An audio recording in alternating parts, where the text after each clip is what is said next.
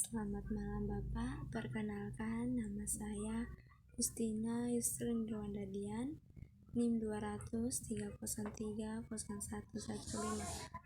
saya semester 2. Baik, kali ini saya akan mereview buku ke-8 mata kuliah Sosiologi Komunikasi, dimana buku itu tentang riset, aktivitas media, etika, pendekatan, kekuatan, negosiasi dalam riset keadilan sosial oleh Sandra Jefferson Paula Sartoretto.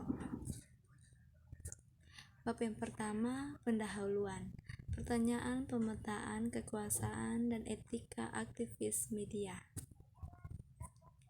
Selama 3 dekade terakhir, peneliti partisipatif telah melakukannya semakin melakukan penelitian empiris dalam gerakan sosial sebagai aktivis penelitian untuk mendokumentasikan, memahami, dan mengarsipkan pengetahuan tentang gerakan sosial dan aktivis media.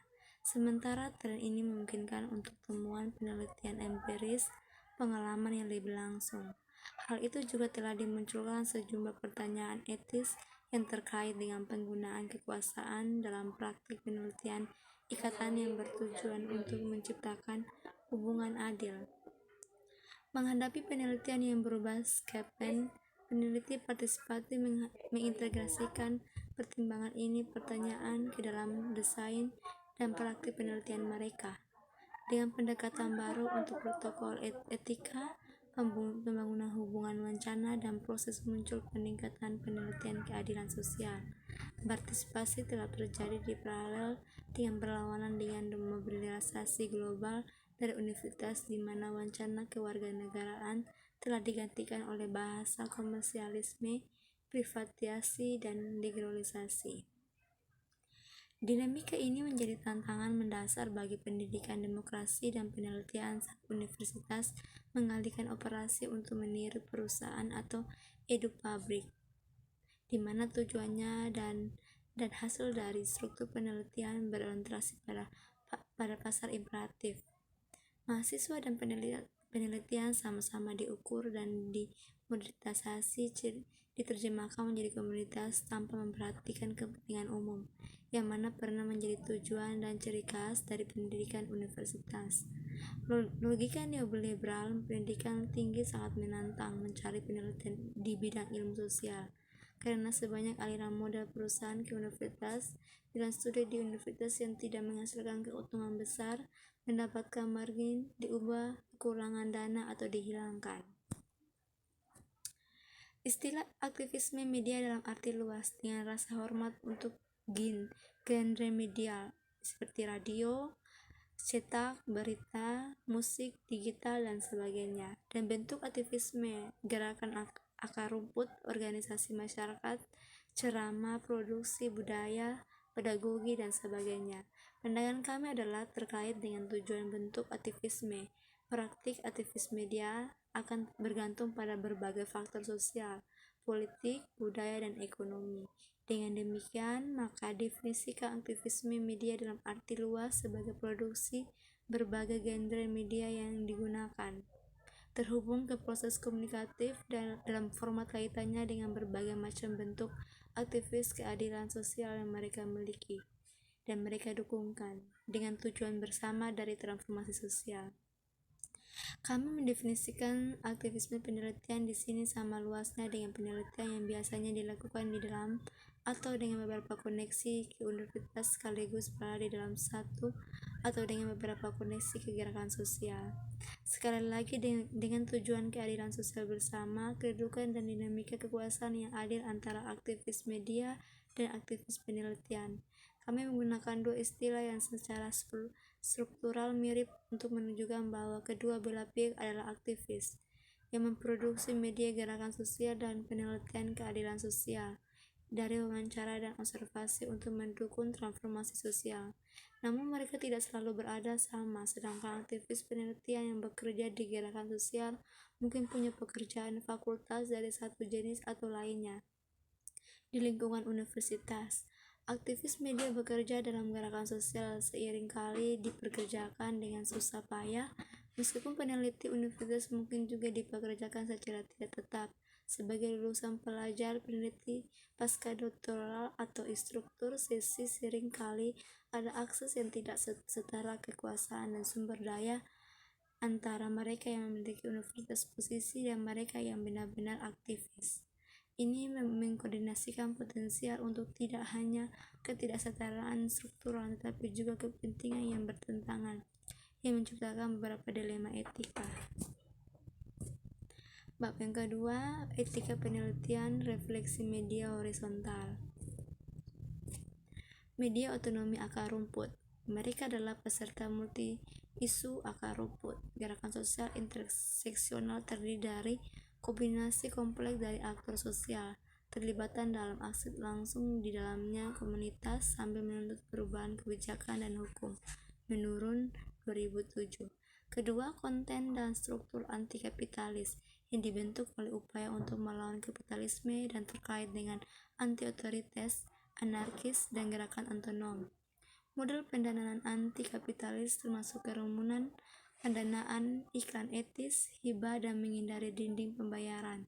Tenaga kerja dan model pengambilan keputusan cenderung horizontal dan didorong oleh konsensus dengan struktur gaji dari dibayar. Ketiga, mereka mempraktikkan otonomi kolektif melalui praktik prefiguratif yang mendorong kolektivitas seperti demokrasi langsung, horizontalitas, dan otonomi penentuan nasib sendiri. Keempat, kepemilikan diri disediakan untuk menciptakan media independen, konten, dan arsip gerakan sambil terkadang mobilisasi konten di seluruh platform media sosial untuk menjangkau halayak berbasis luas. Praktik penelitian. Peserta aktif di jaringan tanpa batas, media feminis interseksional, produk pribumi, dukung pekerja seks transgender, anti-Islamfobia, menantang rasialisasi kekerasan dan rumah tangga, kolektif komik, rasisme anti-kulit hitam, kebetulan polisis, gaji perempuan pemukokan, keadilan iklim, film dokumenter, akab, Dead Indigenous, radio queer, pemuda media, rumah kolektif media, majalah anti-kapital, startup, jurnalisme, dan banyak lagi. Yang berikutnya, praktik penelitian prefiguratif internal.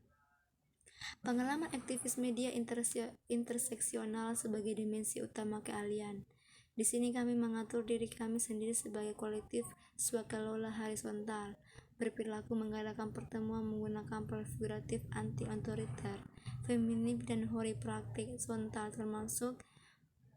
termasuk berkeliling, check-in dan check-out, dan mempraktikkan etika perawatan nasional yang mencakup kesehatan mental, timbal balik dukungan, akses ke dana darurat, dan sebagainya. Kami mengalir fasilitas pencatatan bergilir dalam alat penelitian kolaboratif terbuka dan menggunakan teknologi terlalu untuk membatasi jarak jauh. Pertemuan visioning diadakan 2 kali setahun dengan fasilitator luar yang mendukung refleksi diri kritis committees dan perencanaan penelitian.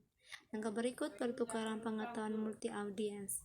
Jam penelitian dialokasikan ditunjukkan untuk mengkoordinasi dan memfasilitasi media alternatif sidang di Forum Sosial Rakyat atau PSF di Ottawa pada tahun 2014 dan menyelenggarakan konferensi penelitian tindakan media atau MARC pada tahun 2016 di mana Mark menerima dana tambahan. Konferensi Mars menemukan aktivis media global, peneliti, dan penelitian aktivis dalam format multimodal yang mencakup panel pekerjaan langsung, toko meja bundar, sesi pleno, dan diskusi partisipatif.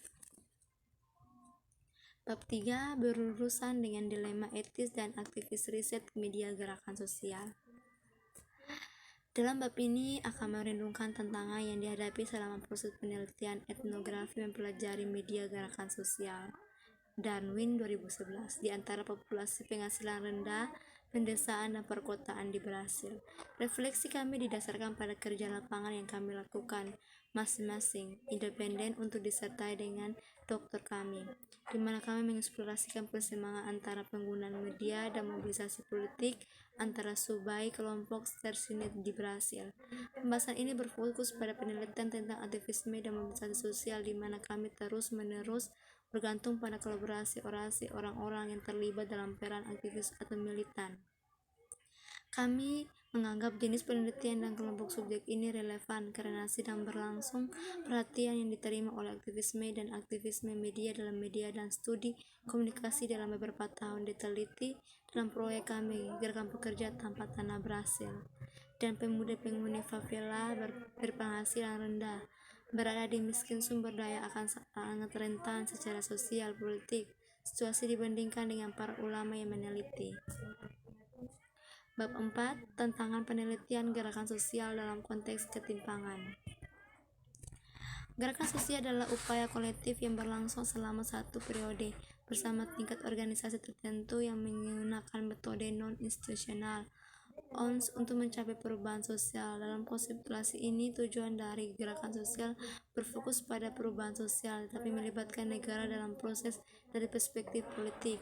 Perdebatan di bidang studi ini dalam konteks Brasil sangat dominan dengan kerangka politik kontroversi yang dikemukakan oleh Mr. Adam, Tauru, dan Tilly 2001.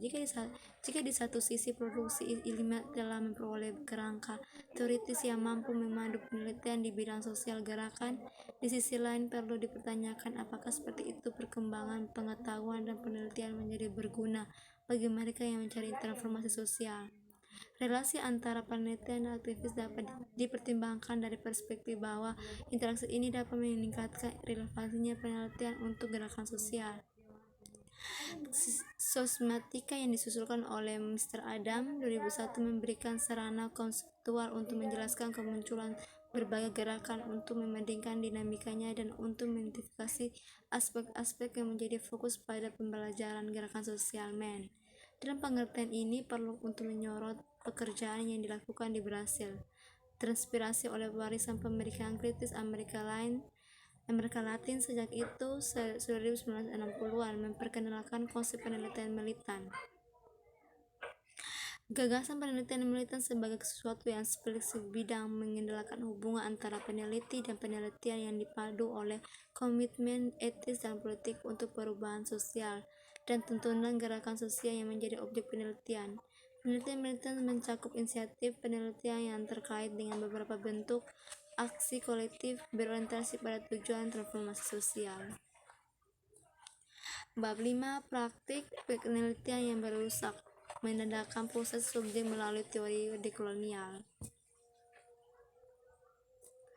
Melalui proses integrasi yang terus-menerus, itu mengeksplorasikan kemungkinan jawaban subjek sosial sublantem ini yang margin aliz dalam sejarah resmi Brasil memberitahu kita tentang realitas sosial dan politik diisi dengan strategi perang dan pengaruh pada saat yang sama dan mengatur pengetahuannya tentang waktu dan lanskap tertentu. Riobaldo mengakui rejim angin bertiup dan hujan yang turun, rat burung, tumbuhan, dan profesi mereka, kebiasaan hewan, konflik dan ketidakadilan, kebahagiaan dan iman yang memadai kehidupan pria dan wanita yang mendiami Brasil, alam semesta dan pendesaan. Kemungkinan penemuan diri sendiri melalui narasi diri sebagai Riobaldo melakukan ditolak oleh banyak subjek sosial yang pernah direduksi menjadi objek wacana dominan yang dihasilkan tentang mereka. Ekter terakhir dengan dunia dan pengalaman mereka. Proses ini tanpa kerumitan membuat kekayaan dan keberagaman pengalaman tidak terlihat oleh pembentuk sebuah praktik kolonial yang telah menghasilkan subjek universal yang dominan, yang didirikan di atas subalternisasi dan penghapusan orang lain. Proses ini pada dasarnya didasarkan pada proyek kolonisasi sebagai bagian yang tak terlihat oleh konstitutif dan modernisasi wilayah yang saat ini adalah Afrika dan Amerika. Proyek kolonisasi diaktualisasikan dan ditopang oleh artikulasi ekonomi, politik, budaya, dan ilmiah yang menghasilkan materi yang melegitimasi dan kondisi simbolisnya. Sekian dan terima kasih.